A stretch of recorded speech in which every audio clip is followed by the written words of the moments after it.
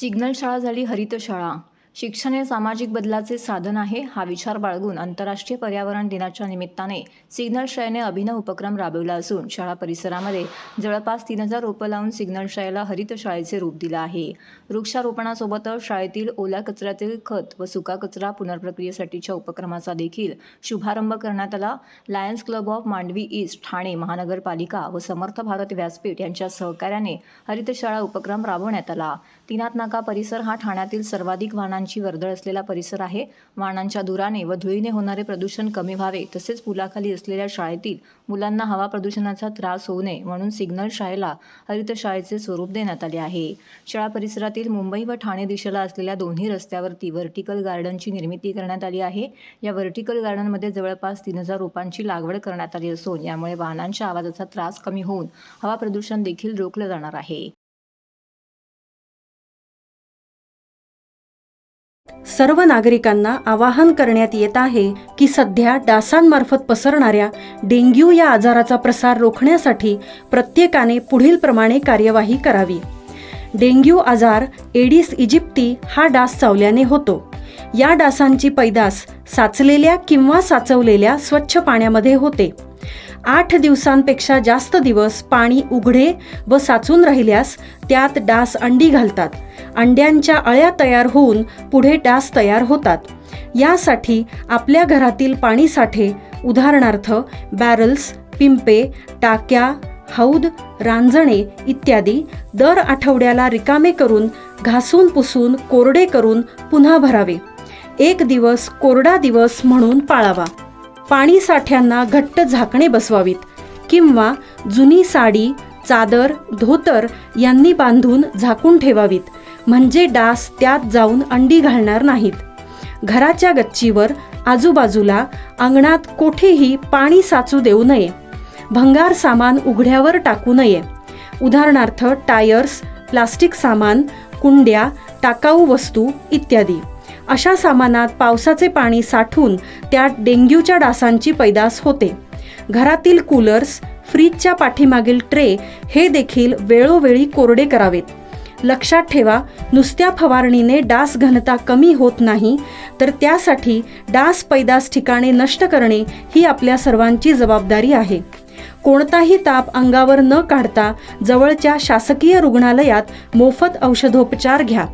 अशा प्रकारे नागरिकांनी सहकार्य केल्यास डेंग्यूचा प्रसार रोखणे सहज शक्य आहे.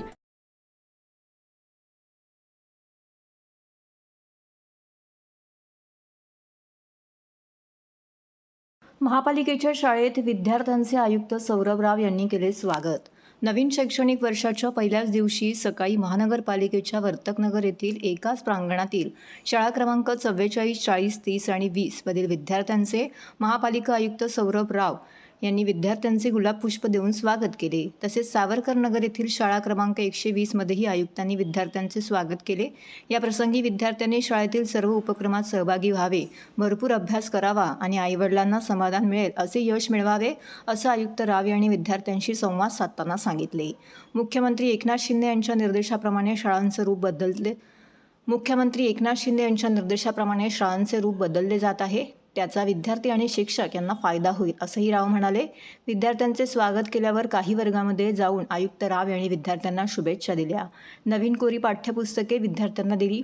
यावेळी माजी ज्येष्ठ नगरसेवक दिलीप बारटक्के, अतिरिक्त आयुक्त संदीप माळवी, उपायुक्त सचिन पगार, गटाधिकारी संगीता वामणे, शिक्षण व इतर विद्यार्थी उपस्थित होते.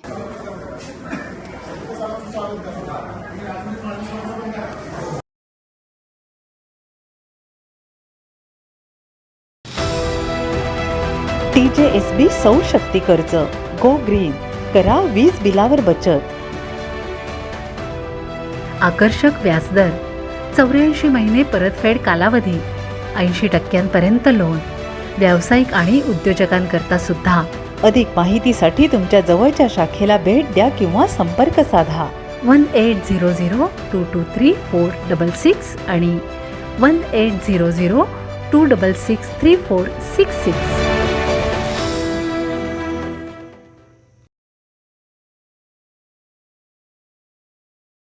पीपल्स रिपब्लिकन पक्ष हा महायुतीचा घटक पक्ष आहे, त्यामुळे आम्हाला सत्तेत वाटा मिळायला हवा. तसेच विधानसभा निवडणुकीत आम्हाला योग्य जागा दिला नाही तर आम्ही 30 जागा लढू, असे PRPचे राष्ट्रीय अध्यक्ष जोगेंद्र कवाडे यांनी पत्रकारांशी बोलताना सांगितले. PRPच्या उच्चाधिकार समितीच्या बैठकीचे आयोजन येऊर येथे प्रदेश उपाध्यक्ष राजाभाऊ चव्हाण यांनी केले होते. जोगेंद्र कवाडे यापुढे म्हणाले की आम्ही महायुतीचे घटक आहोत. आता केंद्रात NDAचे सरकार आले आहे. या सरकारने शोषित, पीडित, कष्टकरी शेतकरी यांच्या कल्याणासाठी भरीव कामगिरी करावी अशी अपेक्षा आहे. आता निवडणुका संपल्या आहेत. निवडणुकांमध्ये लोक एकमेकांचे विरोधक असतात, शत्रू नसतात.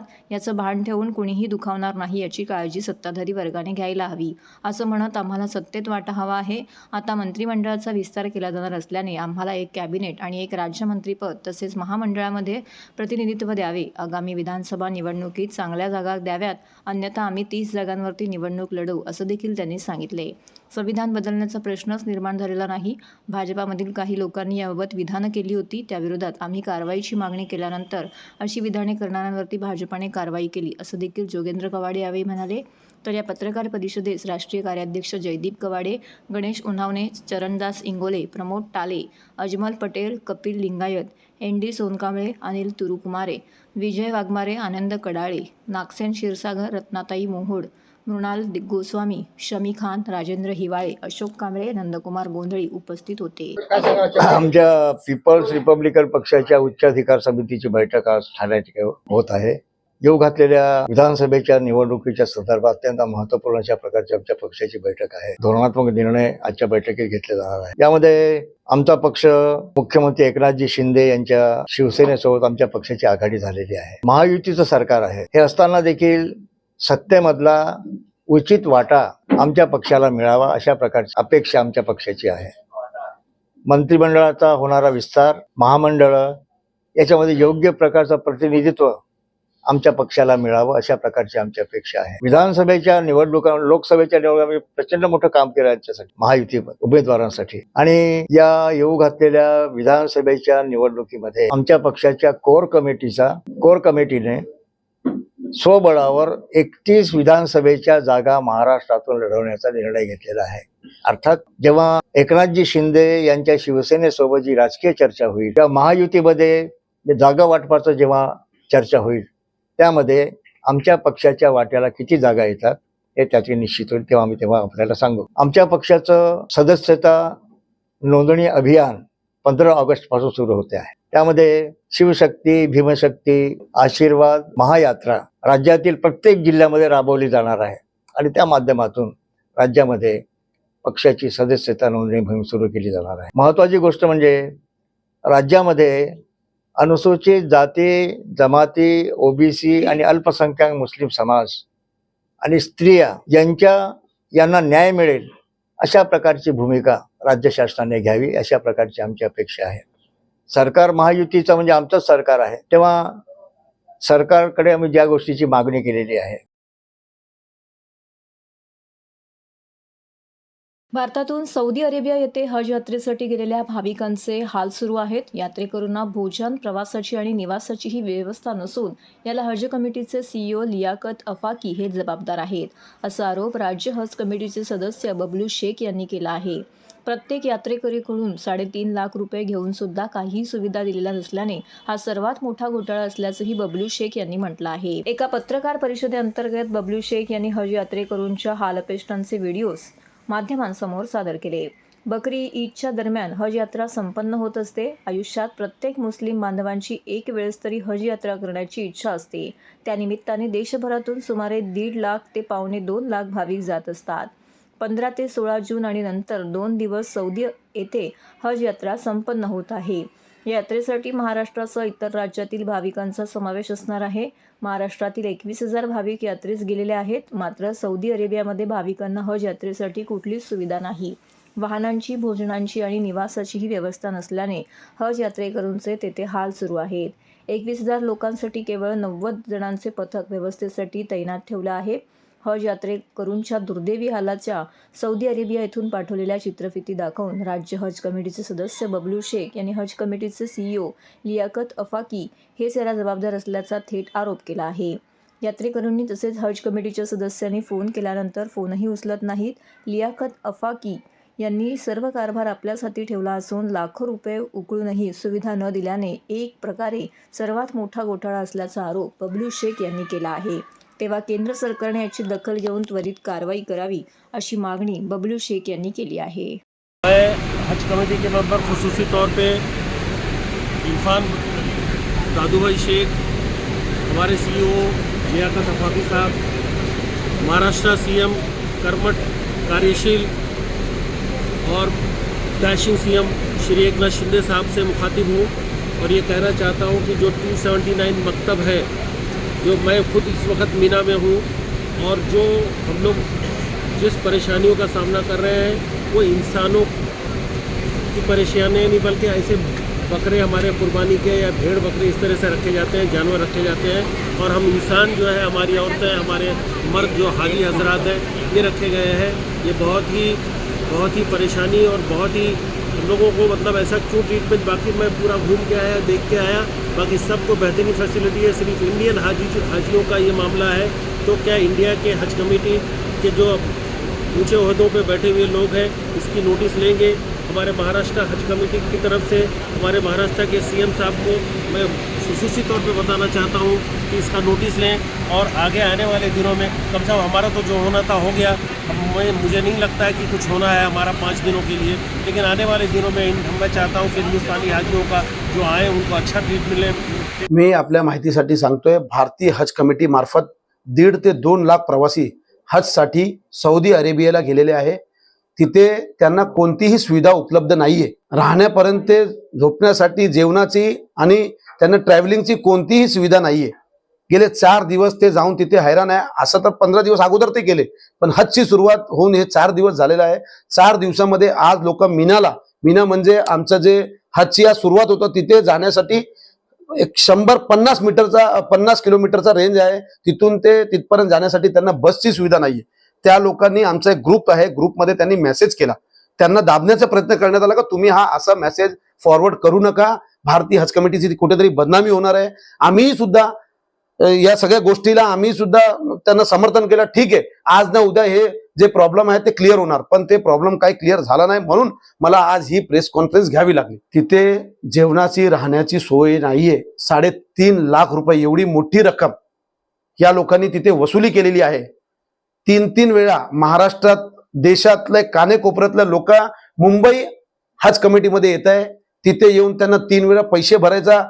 आपल्या माहितीसाठी मी सांगतोय, त्यांना बॅग्स जे दिले ना तेही उत्तम क्वालिटीचा दिलेला नाहीये, कोणती अशी सुविधा केलेली नाहीये। मी हज कमिटीचा सदस्य असून मला तिथे जाण्यासाठी पास सुद्धा देण्यात आलेला नाही। हा सगळ्या मागे फक्त अफाकी म्हणून जे आहे सेंट्रलचे CEO त्यांनी सगळा अधिकार आपल्याकडे राखून ठेवलेला आहे। 2 वर्ष मी त्यांना तेच विचारतोय का आमचा रोल याच्यामध्ये काय आहे। आदरणीय मुख्यमंत्री साहेबांनी आपल्या कोट्यामधून, आपल्या विशेष याच्यामधून मला सदस्य म्हणून पाठवून दिलाय। आपण त्यांना काही मदत हे करू शकत नाही। आणि मी त्यांना विचारतोय 2 वर्ष का असा आम्हाला काय अधिकार दिलाय, कोणता अधिकार आहे। नाही, आपल्याला काही अधिकार नाही, अधिकार भारतीय हज कमिटीने सगळं राखून ठेवलेला आहे। उत्तर हेच आहे, अफाकी म्हणून आहे। आणि जेद्दामध्ये जे आमचे मेन तिथे बसलेले आहे त्यांना आम्ही वारंवार 4 दिवसापासून कॉल करतो, ते आमचा कॉल काही उचलत नाहीये, आमच्याशी ते काही संपर्क करत नाही। आणि आपल्या माहितीसाठी सांगतो, फक्त हा 15 दिवसच आहे, 1 वर्ष त्यांना बसून राहायचंय, 15 दिवसासाठीही ते सुद्धा आमचा फोन उचलत नाही। आमची अशी अवस्था आहे, तर तुम्ही समजा जे प्रवासी गेले आहे त्यांची काय अवस्था असेल। मुख्यमंत्री साहेबांचा या बाबतीत मला भरपूर सहकार्य आहे। हे जे हाजी आज जाऊन तिथे आम्हाला व्हिडिओ पाठवत आहेत त्यांना याची पूर्व कल्पना होती। त्या लोकांनी आम्हाला व्हिडिओ जाण्या अगोदर साहेबांची भेट घेतली होती, कारण ते ह्या मतदारसंघातले आहे, कोपरी पाचपकाडीचे। साहेबांनी त्यावेळेस सगळ्या अधिकाऱ्यांना फोन करून यांना मदत करा, चांगली यांना सुविधा द्या, सगळे यस त्यांनी म्हटलं होतं। आता काही सुविधा देण्याचं सोडून द्या, फोन साधा उचलत नाहीये ते। अफाकी, डॉक्टर अफाकी म्हणून आहे, ते CEO आहे भारतीय हज कमिटीचे। त्यांनी सगळा अधिकार आपल्याकडे राखून ठेवलाय। एक सुद्धा चांगल्या प्रकारे आमची हज समितीची मीटिंग झालेली नाहीये। उद्या परवा काय होणार आहे काय नाही त्याची कोणतीही आम्हाला कल्पना देण्यात आलेली नाहीये। आम्ही जर विचारायला गेलो तर फक्त हेच आहे का स्टेट हज कमिटीला कोणताही अधिकार नाही, शिवाय फॉर्म भरण्याशिवाय कोणताही अधिकार नाही। साहेब, मी तुम्हाला सांगतोय, याच्यामध्ये स्कॅम झालाय, भ्रष्टाचार झालाय, आणि सर्वात मोठे भ्रष्टाचारी भारतीय हज कमिटीला बसलेले अफाकी सर आहे।